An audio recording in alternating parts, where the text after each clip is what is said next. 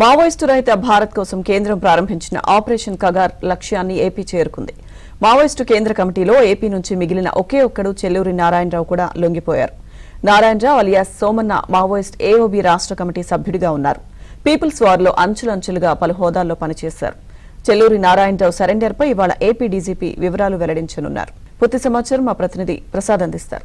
కేంద్ర ప్రభుత్వ ఆదేశాలతో దాదాపు అన్ని రాష్ట్రాల్లో కూడా ఈ కగార్ ఆపరేషన్ పూర్తి స్థాయిలో జరుగుతోంది. ఇందులో భాగంగా ఇటీవల కాలంలో ఇటు తెలంగాణ, ఆంధ్రప్రదేశ్ రాష్ట్రాల్లో అనేక మంది మావోయిస్టులు లొంగిపోయేందుకు ముందుకు వస్తా ఉన్నారు. కొన్ని చోట్ల ఆ కూంబింగ్ నిర్వహించడం, అదేవిధంగా ఎన్కౌంటర్ జరుగుతున్న నేపథ్యంలో మొత్తం దాదాపుగా తెలుగు రాష్ట్రాల్లో మావోయిస్ట్ సామ్రాజ్యాన్ని కూలగొట్టినట్టుగా వ్యవహరిస్తున్నారు. ఈ పరిణామాల నేపథ్యంలో వరుసగా ఎక్కడ పోరాటాలు చేసే పరిస్థితి కూడా లేకపోవడం, మారుతున్న కాలానికి అనుగుణంగా వారికి ఎటువంటి మద్దతు లభించకపోవడంతో మావోయిస్టుల ఆలోచనలో కూడా మార్పు వచ్చింది.